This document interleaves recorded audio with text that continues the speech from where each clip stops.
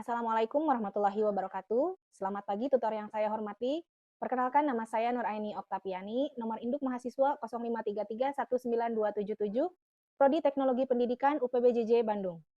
Video ini saya buat untuk memenuhi tugas praktik mata kuliah jaringan komputer.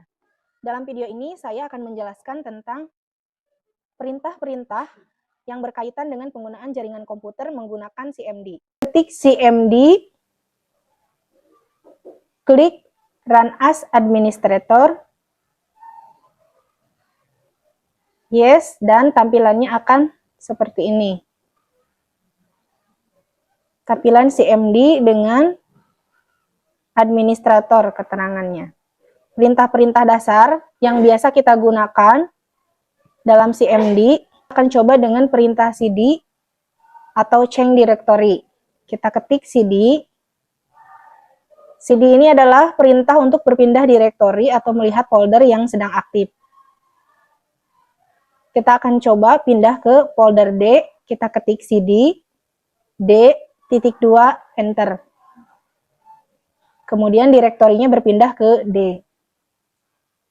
Yang kedua CLS atau clear screen.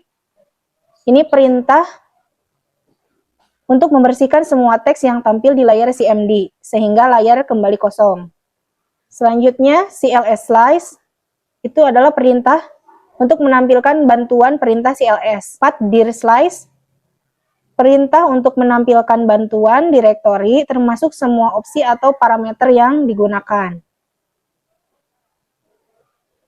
ipconfig.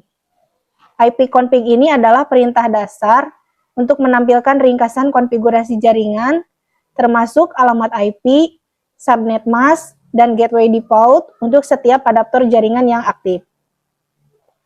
Perintah selanjutnya, ipconfig/all.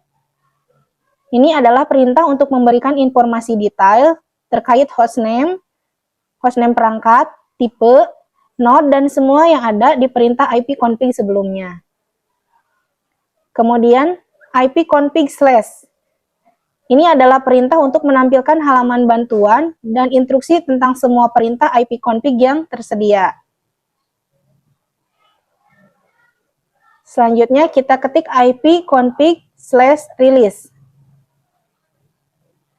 ipconfig/release ini perintah untuk memberikan instruksi melakukan pembersihan IP address pada adapter jaringan yang aktif. Kemudian kita coba ketik perintah selanjutnya ipconfig/renew.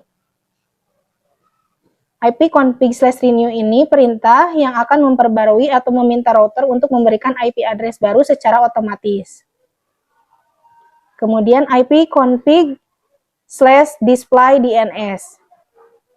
Perintah ini berfungsi untuk melihat informasi cache DNS jaringan seperti nama website, ITR, dan lainnya. Kemudian ipconfig/flush DNS. Ini perintah untuk menghapus cache DNS yang tersimpan di perangkat. Kemudian ipconfig/register DNS. Perintah ini bisa digunakan untuk mendaftarkan komputer kepada DNS server terdekat.